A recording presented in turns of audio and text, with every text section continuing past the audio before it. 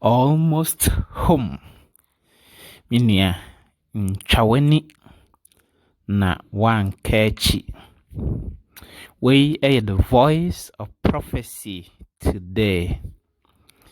And somewhere today say be happy series.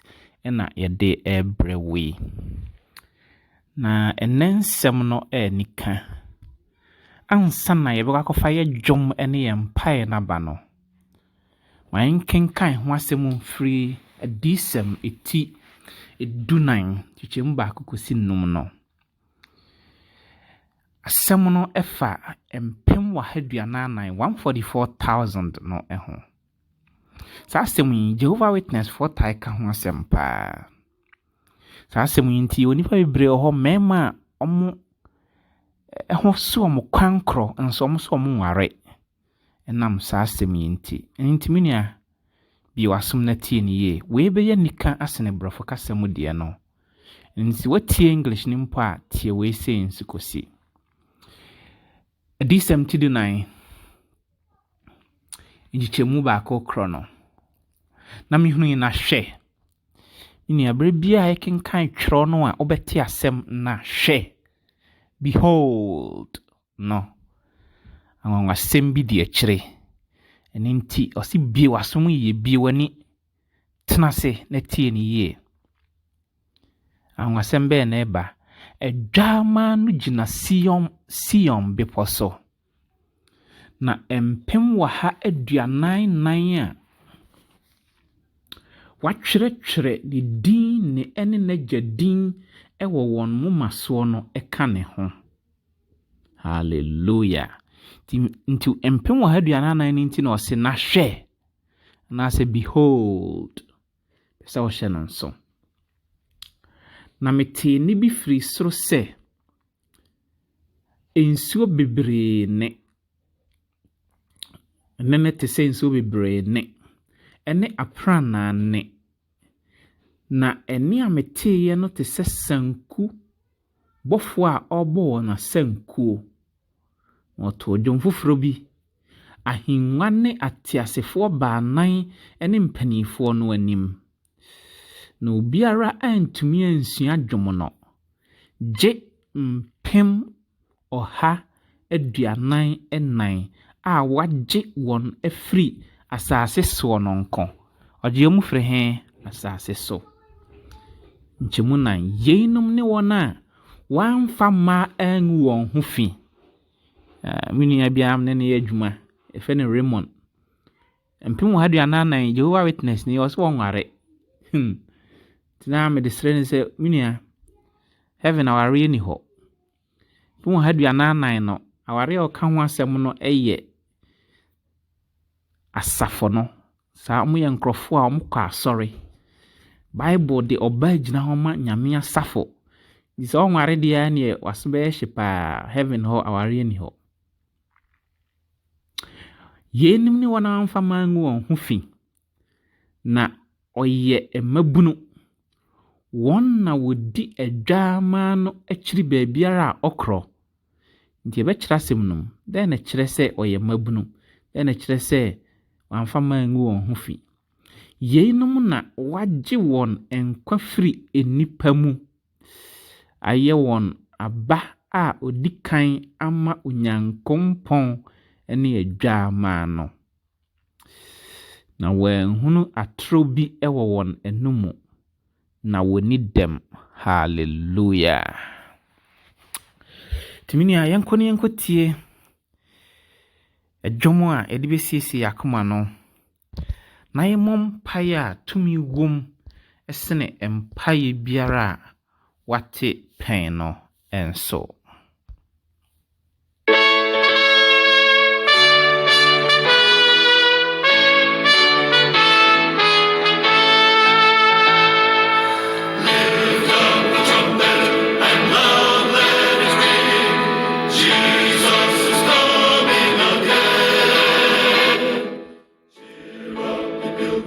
Mpae no ene yen erade mpae bono yene ja wosro den hontew wahene mmra wo jamwani onyama hini a wahyɛ yɛn ho bɔ no nsa ne mmra fisi yɛhwɛ ne mu adanse a yɛwɔ sɛ bɛba mu ne sɛ sahene edi kan a na yɛnim guaseɛ deɛ no nim guaseɛ a na yɛde bɛtintɛso agu Yesu soɔ ɛbɔ ɔbɔ adeɛ no asotoro sikɔm bɛde ɔbɔ adeɛ no ankasa nanso ɛde adom ahenie bɛtim hɔ no baeɛ a ɛneɛne yɛwɔ adanse kyerɛ sɛ mayɛ a ɛyɛ anuonyam deɛ no awiase nyinaa bɛhu sɛ Yesu Kristo ne wiase hene ne agye nkwa no ɛni hwamɔ. Hallelujah. Penye ho asase so sɛ ne yɛ wɔ soro ndɛ duane nnɛ twa wo na wonni aduane nsuo ntoma ne baabi a ɔde wɔn ti bɛto ɔdom wɔn bi ma yɛn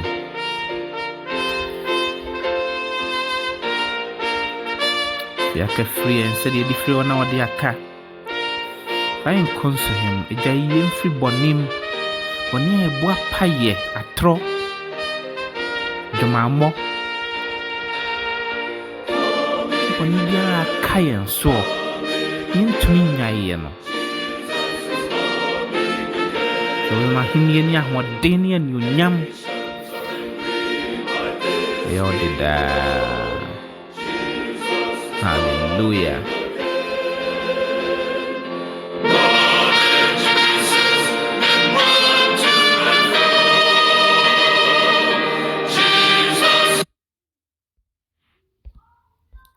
Inti minia yɛda Awurade ase ɛwɔ adagye a wagye na wode tie nsɛm yi ebia nsɛm yi bɛkɔ bɛyɛ sɛ 40 minutes ma ne haw ya no atie ne nkakra ebia wode ɔwɔ bathroom kra no atie kakra bathroom baabi a ɛhɔ yɛ din na wotie nsɛm yi megyiri sɛ ɛbɛhyɛ wo nkran. Timinia kai sɛ we be happy series episode 15 enie na sa episode yi wato din sɛ ma wani nye sɛ wobɛhunu MPEM wɔ ADUANNAN no ɛho asɛm. Be happy to know about the 144,000 my friend. Na kai sɛ dwumadie botae baako ne sɛ bɛhyɛ wo nkran sɛ deɛ wotie biara ɔbaa bɛrima baamu a abaayewa onyame hwehwɛ nipa bi a ɔpɛ sɛ ɔde wɔn pagya kyerɛ kronkron onyame ɛpɛ sɛ ɔde akyɛdeɛ bi a ɛfɛ ne sɛ ɛdi nkɔmɔ hyɛ ɛma saa nkorɔfoɔ no nti ɔbrɛ wɔn ase na wagye wɔn home nso nakoma no ɛbɔ na wabie wɔn ani na wɔyi nneɛma kyerɛ wɔn nneɛma asi atwa mu wɔ Bible mu nneɛma ɛbɛba daakye sɛ de bɛyɛ a ɔbɛkɔmfɛ Bible sɛ yɛ nyame asɛm ɛbrɛ nipa bi te sɛ common sense family atheists agnostics nipa pii ɛsɔre tia kyerɛ kronkron sɛ broni na de ne nyansa ɛna kyerɛ ɔyɛ no onyame ɛhwehwɛ wɔ minia saa nkrɔfoɔ no wahyɛnsodeɛ mmienu onyame mmara nsɛm du ne nyinara ɔgye tum sɛ ɛyɛ abrabɔ pa ɛho mmara hyɛnsodeɛ ɛtɔ so mmienu ɔgye di sɛ Awurade Yesu Kristo adanseɛ ɛne wo kan sɛ yɛka hyɛ ɛwɔ sɛ yɛkyɛ ɛma foforɔ ɛteɛ ɛwɔ nipa mu nti saafoɔ no mfɛre ho adisɛm tudu mmienu nkyɛmu du nson frɛ saa nkrɔfoɔ ne sɛ the remnant ka ɛnyɛ plural remnant saa nkrɔfoɔ no ɛyɛ nyame nkrɔfoɔ a ɔfrɛ wɔn afiri nsafo ahodoɔ nyinaa mu Anglican, Catholic, Seventh-day Adventist, Methodist, Assemblies of God, Lighthouse, Islam, Hindu, Buddhism. Busuafo empo abosonsom fie. Nyame boaboa saa nkrɔfoɔ yi nyinaa no. Na sembisa ne sɛ wo a wotie yi wayɛ krado anaa. Ɛninti ɛne yɛde saa nsɛm yi brɛw. sɛ yɛde bɛhyɛ wo nkran. Yɛkenkan yɛdi nkɔmhyɛ ahodoɔ mmienu na kyerɛ wo, part 1 ne part 2. Na ma ɔko adɔ sɛ Nyame de akyɛdeɛ ne ma wo a ɔmpo na wonsuro. Sɛ Nyame de Elijah yi a ɔda wo screen n'anim ɛyɛ adwuma. Ɔde Elisha ɛyɛ adwuma. Ɔde ɔba bi yɛfɛ no Hulda ɛyɛ adwuma. Ɔba bi yɛfɛ no Deborah ɛyɛ adwuma. Ɔba bi yɛfɛ no Ellen White ɛnso yɛ adwuma. Papa bi black man yɛfɛ no William Foy. Nyame tumi ma no vision for 12 to 13 hours. Ofiri Massachusetts, United States, state baako ɛwɔ ha emu. Ɛso a wɔn so baabi a wɔ biara Onyame betumi do ayɛ adwuma. Ntimi ni a sɛ mehyɛ wo nkran sɛ w'ani nye sɛ nsɛm yi wobɛtie. Na de baako a nika wɔ saa asɛm yi ho ne sɛ ɛda biara a wobɛtie no wonya nhyira firim ade ntrafi sɛ da biara da yɛkenkan biribi firi adi sɛm nwoma no mu. Minia ɛfiri Genesis kɔpem Revelation nwoma baako pɛ na Bible Yesu no ankasa no mu tɔn sɛ wokenkan a wobɛnya nhyira. Ɛmfa ne sɛ wonim akenkan. Sɛ wotie sɛ obi kenkan akyerɛ wo a wobɛnya nhyira. Deɛ ɛtɔ so mmiɛnsa, sɛ wode nsɛm no sie w'akoma mu a wobɛnya nhyira. Hallelujah. Yo, ntimi nua ɛfiri kwasi so kosi ama so. Ɛfiri akosia so kosi kwame so. Man kotie the desire of ages no one nsɛm. Na ɛmmoa man hu sɛ twerɛ kronkron mu nkrofo bi a yɛbɔ mu din no. Ɛyɛ ampa sɛ ɛnyɛ fake news. Ne mum ɛyɛ asɛm a Nyame bie so kyerɛ nkrofo bi. Te sɛ deɛ yɛbɛkenkan ho asɛm akyerɛ wo yi. Ma wobɛtie ho asɛm yi. Na wogidi ayɛ den wɔ twerɛ kronkron. But John the Baptist na ɔyɛ obi a ɔyɛ real anaasɛ na ɔne hwan. Yɛntie Desire of Ages bɛyɛ 4 minutes. Chapter 14. Ages, chapter 14. We have found the Messiah.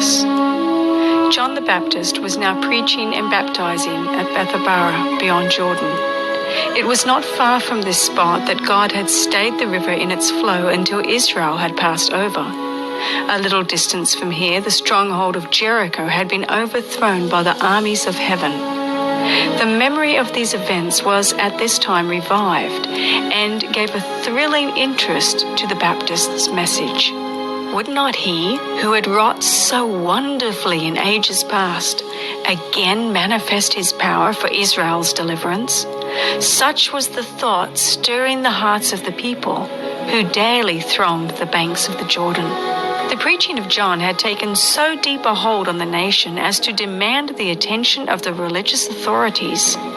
The danger of insurrection caused every popular gathering to be looked upon with suspicion by the Romans, and whatever pointed toward an uprising of the people excited the fears of the Jewish rulers. John had not recognized the authority of the Sanhedrin by seeking their sanction for his work, and he had reproved rulers and people, Pharisees and Sadducees alike. Yet the people followed him eagerly.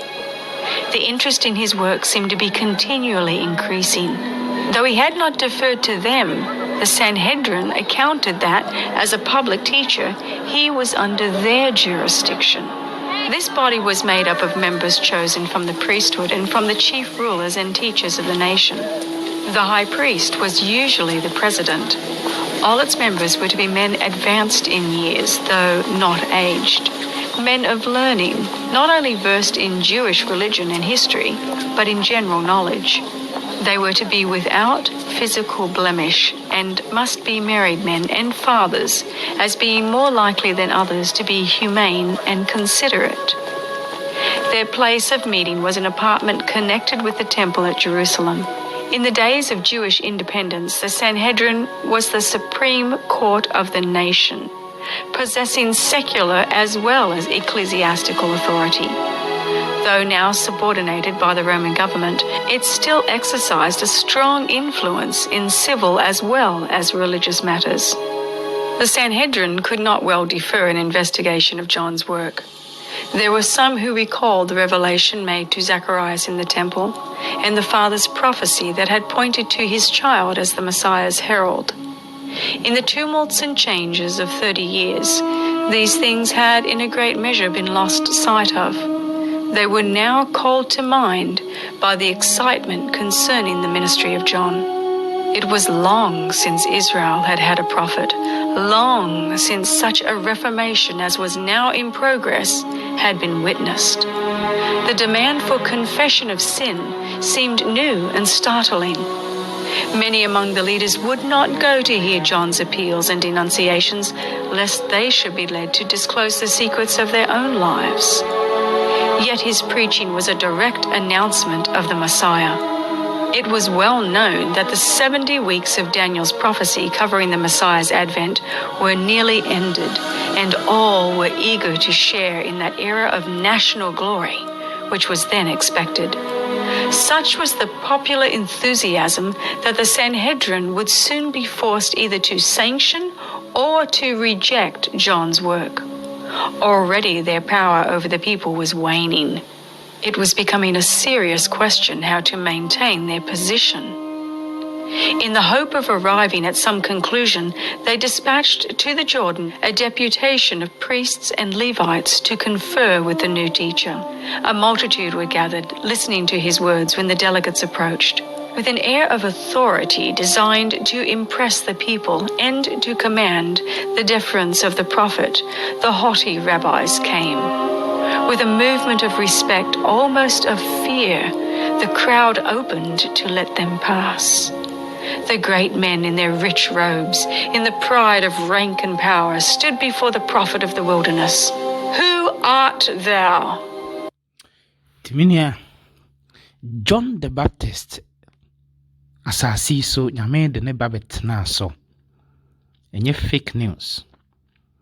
Mintimi nkyerɛ nsɛm yi mu utia pe obi no nkyerɛkyerɛ mu emra asante kasa no mu ana twi kasa no mu na okasa biara ote asie mu na ebeye nyamsɛm ka amasa nipa no nso we ya dance e kyerɛ sɛ onyame timi bie ne mani na ɔde ɔmo kɔ John the Baptist breso sɛdeɛ Sanhedrin for kɔ no honom kɔ bisa na sɛm sɛ who are thou one hwan no emana be life say Bible no nyame asɛm ampa timini amayenko na yento ya kwantu a yetu akɔ heaven no mu ibedi na enanson okwan so sɛ opasem yi mu nkyere mu yi a yekenkan di semtin watwinche mu baako ɛhɔ na nyina so no ɛwɔ but ni nkyere mu no yekan afiri ngoma bi ato din sɛ home at last emu na enne yebeto aso di semtin watwinche mu baako ne se na oten so no etoson son no ano no osro ye din beye don hwerefa hallelujah 30 minutes in prophecy no 7.5 days so pesa onyam ntiase na won ntiase a with me send the comment e chat no ebinya bre a kyerɛkyerɛ mu yie e ho so open so a previous episodes no enya bre e kyerɛkyerɛ mu yie e wo ebinom emu ene de ensɛm no e wa kakra nti no mayento aso by nim sɛ Yesu Kristo ne abɔfo no de be sɛ half a day 12 hours and be free suraba so de etena mununkum tiase na munum no de e kosoro akohia Yesu owiemu a yebedi ekwan so nanso adentra nyame be hyeda me edi kwan so nanso fi sɛ obi biara wani memene da eda etoson son homeda da pa no wani no ni ewasasi so pen no nyame be mo bia kwanya te se nanom a omanti Yesu ho asɛm da John Wesley no Martin Luther no mo mani homeda da sankrofo nyinara nyame be mo na kwanya amwadi homeda enyamu nhyira baako ansana wewura osoro apono mu. Hallelujah. Nti ma yenkɔ ne kɔkenkan ensɛm a efiri homa last no mu ebra ye nam kwan so na yeti kwan akɔsoro yi. Kae sɛ wei da ɛtɔ so 9 ɛwɔ kwantuo no mu enie. There was a planned order in our arrangement. Close to the throne were the 144,000 who had been translated from the earth just 1 week before from among the living. Close to the throne were who? 144,000 who had been translated from the earth. Tienio. Translated. Nona masaya siya from the earth just 1 week before from among the living. 144,000 omu wi anasa omangu. Omu nye nipa ombeka wu ahwe. And were counted as the first fruit unto God and to the Lamb. These were persons with no guile in their mouth. They had perfected Christian characters in the midst of falsehood and infidelity. Intiminia said these same cars 144,000 mo amfa mangu ho fia asem no nkyere mu nie. Na omu suban suban a ese Kristofo ewa bra wiase atrosom bebre sorry ye nyina achi no omu de omani di no kre na chi omu ankobɔ dwaman ebre bia nyame asem a waka otwero kronkron we frɛ kyiri na wakoya de foforo no dwamammo akɔware nyame foforo tienio. They had honored the law of God when the so-called Christian world had declared it void. Sankrofo nyame mransem du no omudi no ni enyo mpapaye ne omotrene de omadru heaven ne mo antietie nyame mra so anka se me anwene homra bia ni hobio hu yesi ebekasa. They had come through the tribulation such as never was, and had stood without an intercessor through the final outpouring of God's judgments. They had seen the earth wasted with famine and pestilence and by a broiling sun, and had suffered hunger and thirst. Minia, 144,000 we omoni antichrist no e de besiani na antichrist ni betimi wom. Siafo yesi ade hyen ko ne beka antichrist no wasem.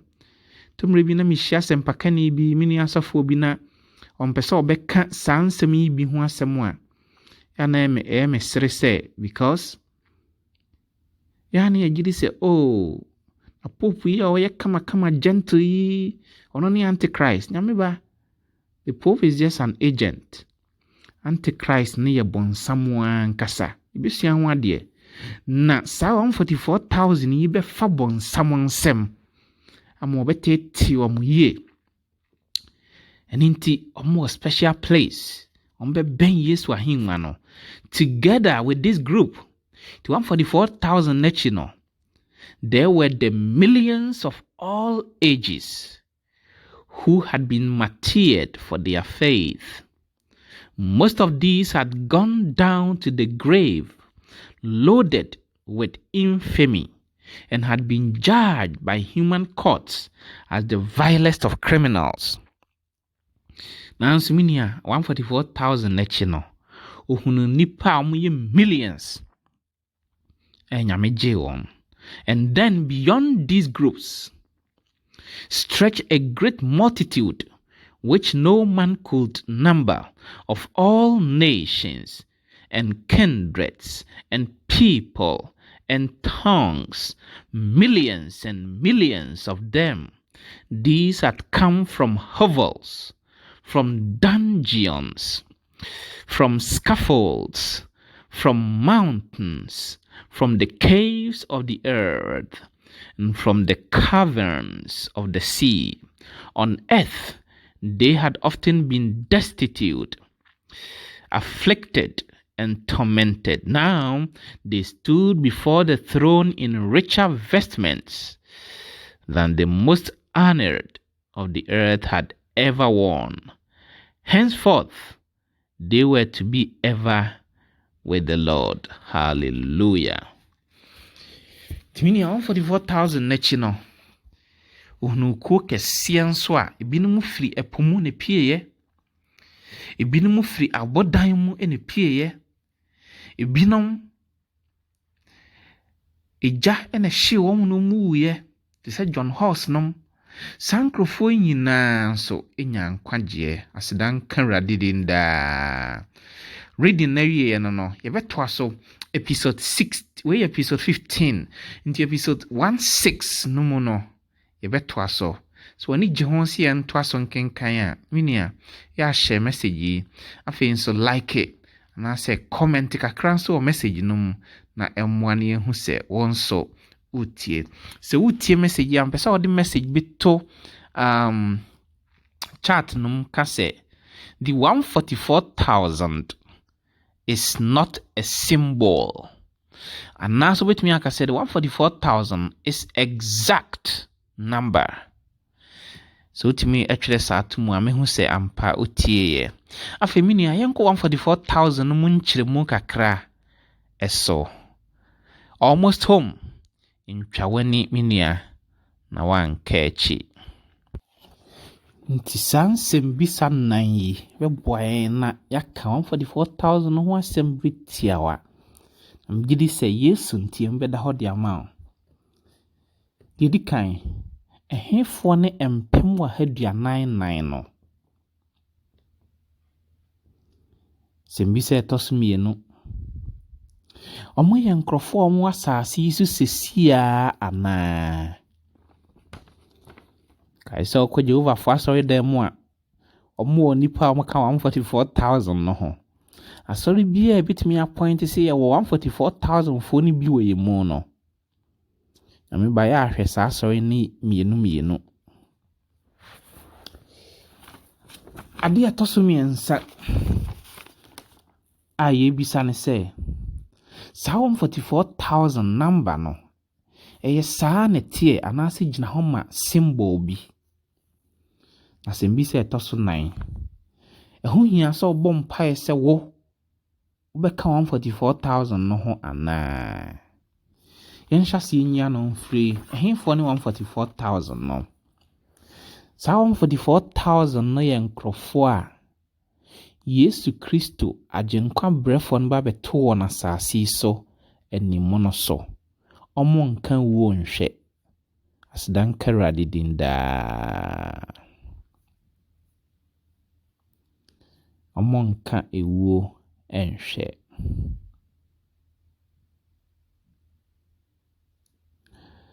de tosumi no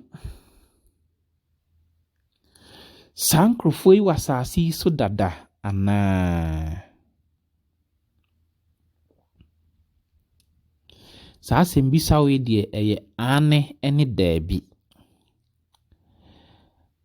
ane but ane no bibia ase enye strong tiniye ane if you say se ne Erade Yesu Kristo basasi so obefa ne nkrofo akwa e wo so onya nipa bia o manka wu anhwe na ode omko heaven so 144,000 if you say Bible na ka ho asem Erade amanasem aso aseni din nyina ade bia ni ho anyame be ya onna na di wonasem yentie ni yepa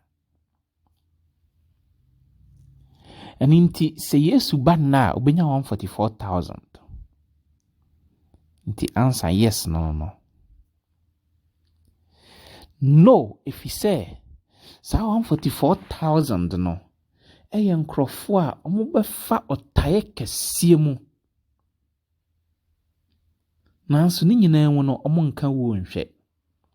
Nti yɛmfa ne sɛ saa ɔtaeɛ yi a yɛka ho asɛm yi sɛ bɛba ɛwɔ bɛyɛ sɛ 200 years akyi ansa na Yesu bɛba a deɛ kyerɛ ne sɛ menua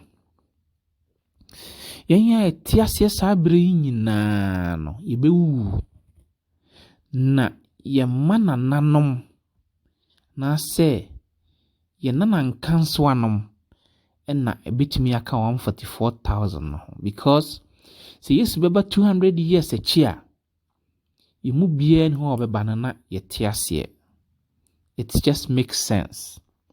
Question ɛtɔ so mmiɛnsa. Saa number yi no ɛyɛ symbol bi anaa ɛgyina hɔ ma biribi menua ansa ne yɛtiawa 144,000 no ɛyɛ 144,000 ɛnyina hɔ ma symbol biara tie ne yie paa. Saa nkrofo yi ɔmo nka wo nhwɛ ɔmo bɛfa ɔtae kɛseɛ mu na mamemfa D17 so nkyekyɛmu nkron ɛnka ho sɛ Bible sɛ ɔmo yɛ number ɔmo ɛna ɔmo bɛyɛ atrenefoɔ ɔmo bɛka saase yi so ama Yesu abɛtɔ ɔmo anim no so. D17 so nkyekyɛmu nkron kɔ ne sɛ yeinom akyiri no yeinom no gyina hɔ ma den 144,000 no akyiri no adentra bisa ɔkan chapter 7 no verse 1 na bisi 6 na ɔbobɔ 144,000 no ɛho ɛso ɛwɔ hɔ ɛna ɔsɛ 144,000 no akyiri no na hwɛ biribi a Bible bɛka na hwɛ no anwasɛm bi ba tie ne yie enipakuo kɛseɛ a obi ntumi nkane wɔn a wofiri aman ne musuakuo ne nkrɔfoɔ ne kasa nyinaa mu no egyinagyina ahengua no ne adwama no anim ɛhyehyɛ ntaade fitaa na okurakura brɛ. Hallelujah. Ntimia 144,000 ne exact number na ɔmo akyi no ɛna nipa a ɔmo nso ka ewu hwɛyɛ na ɔmo wuyɛ na nso ɔmo nya trenefoɔ no ɔsia no deɛ obi ntimi nkan wɔ mo. Ɔsia no deɛ deɛn obi ntimi nkan wɔ mo. 144,000 ne yɛ exact number. Exact.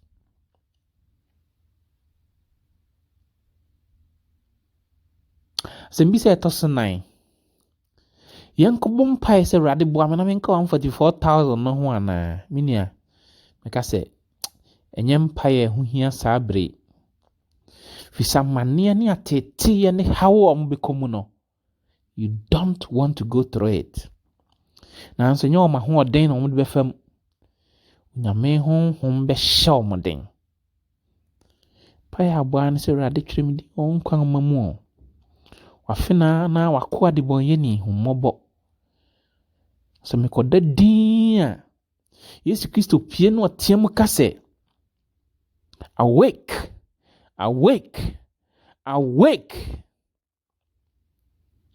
ɔfrɛ ne mahoteefo a ɛnam sɛ wo ɔma kwan ma ne treni ataadeɛ no ɔde hyɛ wo nti na ɔyɛ no nyinaa te saa ɛne no bi Timinia sampae no deɛ memmo sɛ to a fine but anto a heaven hɔ no mu wura no a ne ade hia menkenkan bi kakra nso wɔ din commercial asɛm bi a wɔ great controversy mu ne mfa nto so sɛ 144,000 yi no ɔmo yɛ exact number. Great controversy chapter 40. The great controversy chapter 40 no emu ene ye kenkan saa ensɛm yi de ato so sɛ 144,000 no ɛyɛ number ɔmo yɛ 144,000. Upon the Greek controversy chapter 40, one of the paragraphs opens to page 648. Upon the crystal sea before the throne, that sea of glass as it were mingled with fire, so resplendent is it with the glory of God, gathered the company that have gotten the victory over the beast, and over his image, and over his mark, and over the number of his name. With the Lamb upon Mount Zion, having the harps of God, they stand the 144,000 that were redeemed from among men. Tienyo, uhwe ahwepo no so no, na 144,000 no ejina so. Saa nkrofo yi di aboa no ne honi no so nkonim. Eni ni din ejina ye no eso nkonim. Na okra harps a obo. Na omdodo ya MPEM wa aduanan wa jiwon firi nipa mu. And there is heard as the sound of many waters, and as the sound of a great thunder, the voice of harpers harping with their harps, and they sing a new song before the throne, a song which no man can learn, save the 144,000. It is the song of Moses and the Lamb, a song of deliverance. None but the 144,000 can learn that song, for it is the song of their experience, an experience such as no other company have ever had. Minia 144,000 no si hu no bekom no bia ni ho a wanya bie nti omonyomo a moto so bia ntimi nsia. These are they which follow the Lamb whithersoever he goeth. These having been translated, these having been translated from the earth, from among the living, are counted as the first fruits unto God and to the Lamb. Hallelujah. Sankrofo yomanka wu anhwe. Ye kase translated a omo ye nkrofo a Yesu abeto manimu no so na odo mbekọ heaven. Yesu abeto kromienu e wasasi so afa oma kosoro. De di kan no ye from the resurrected. Ehefo ne resurrected no. Resurrected ni ye nkrofo omo ya trenefo na nso omo kan wuo hweye nti enei omo adakamenem. Iku etosmienu ni ye the translated. In fact, Elijah and Enoch ejina homa translated for no. Omo nka wuo nhwe. Yesu besisa omo nipadua yi na ode omo akọ heaven. Mose ejina homa the resurrected. Ene empanifo aduonu nan a Yesu Kristo nyane ye no. Yesu Kristo wu ye na dakamna mamenka ne se. Ebra Yesu ka so wawie no. Dakamna so biebie asenua no so. Saa nkrofo no so gina homa omo a onyane wom na ode om call heaven no. Ene wom a so ba ne maye toso no edi akire no mu a ode om ebenya no afra dakamna mu. Minia almost home. Intwawani no anka echi 144,000 ye exact number emu bia na ada. Mpai mienu mpai di kan ne se so o safa e o how bi ho mpai di akire Awurade Yesu oye magenkwa me fa o se wo ye wiase agenkwa nso me haw ne amane a me titi mu ya de owo ekomo edeme sika minie ene empa ho kire bia mentimi modin kire obi no emu yi no sro bua me na mensua nyansa bi mfrim na menim se o manipa nsuda nkosida dabio mama seria ba ene nkosi se o mama seria ba mamie no shem gidie den agenkwa brefu Yesu Kristo dinimu.